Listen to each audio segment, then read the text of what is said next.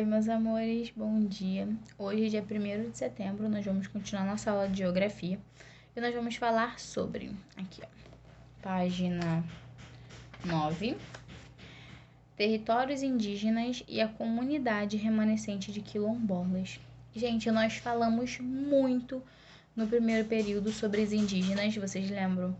Nós debatemos em sala de aula, vocês deram a opinião de vocês, eu passei videozinhos, né, na televisão, que naquela época ainda tinha televisão, hoje em dia nem tem mais, vocês nem lembram, vocês nem sabem, né, porque vocês não estão indo pra escola, mas tiraram a televisão, né, da nossa sala, mas nós passamos quando tinha, porque agora colocaram aquele painelzão, né, vocês pegaram o painel, mas nós tínhamos aula, nós tivemos aquele videozinho na nossa televisão, mas vamos lá. O que vai acontecer?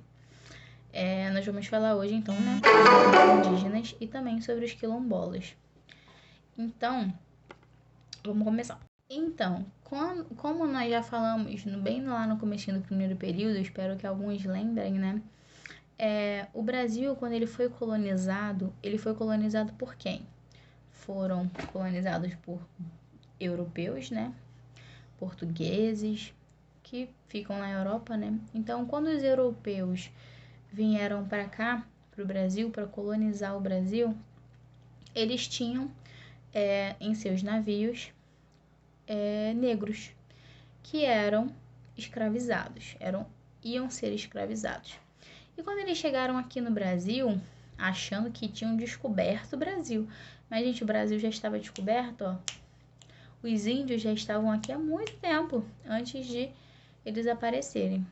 Então, quando eles chegaram aqui, eles viram aquele povo que não tinha toda aquela refinaria, né, de regalias que eles tinham, aquelas roupas maravilhosas, aquelas coisas de ouro, para eles aquela riqueza toda.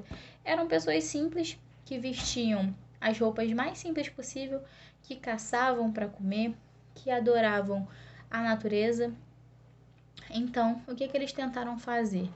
Eles tentaram escravizar os índios também, não só os negros que eles tinham trazido com eles, mas eles também tentaram escravizar os índios e tentaram forçar os índios a aceitarem a sua religião, que era o catolicismo, né? Porque os índios, eles não acreditavam em Deus, eles acreditavam que a natureza era o Deus, o sol, a lua, a floresta. Eles acreditavam nisso, eles acreditavam na natureza.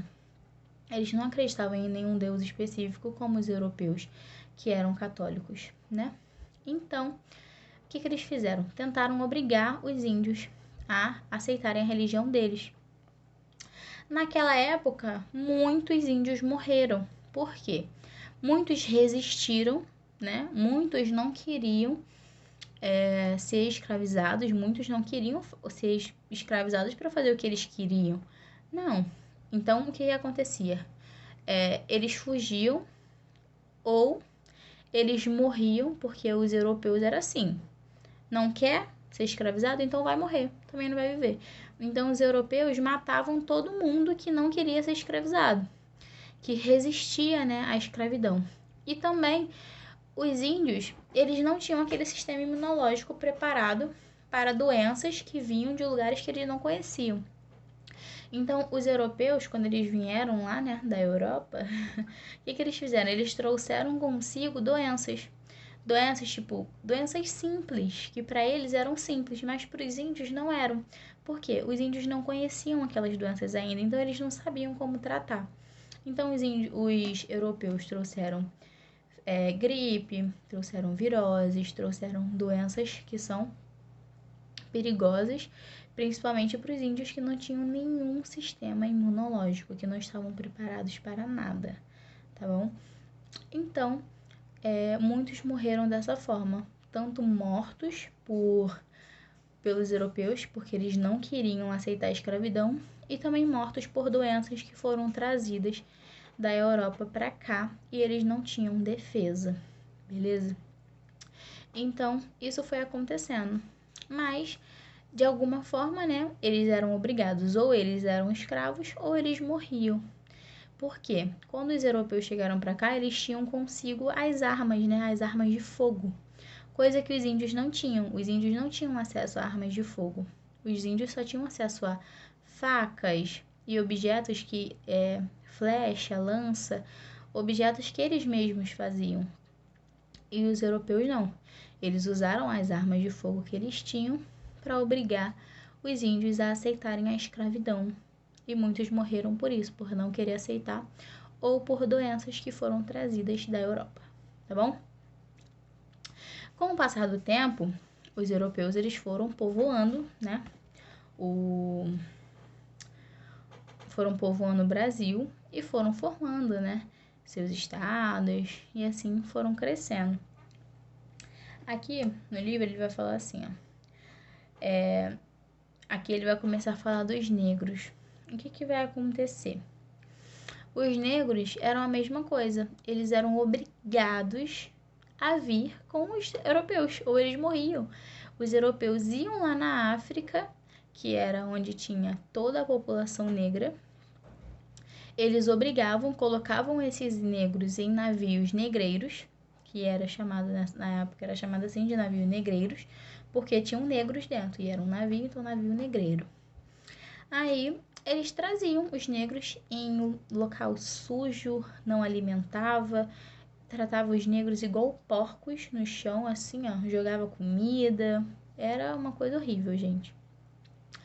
Então, eles eram obrigados também a servirem, né, os brancos. Por quê? Os brancos, né, eles eram a maior parte da população mundial. Então, as pessoas que eram consideradas brancas naquela época faziam a maior parte da população do mundo inteiro.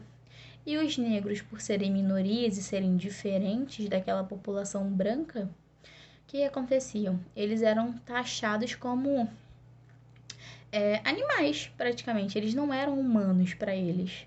Eles não eram pessoas que eram dignas da mesma forma que eles. Hoje em dia nós percebemos isso, mas antigamente não era assim. Então eles obrigavam os negros a fazer o que eles queriam que eles fizessem. Então eles traficavam os negros e obrigavam eles a serem seus escravos, obrigava eles a fazerem tarefas domésticas de graça, como se eles fossem obrigados a isso, mas na época eles eram, né? E os negros também morriam muitas vezes por doenças, morriam também muitas vezes por armas de fogo, porque eles também queriam resistir àquela população de brancos que queriam obrigar eles a serem escravos, né?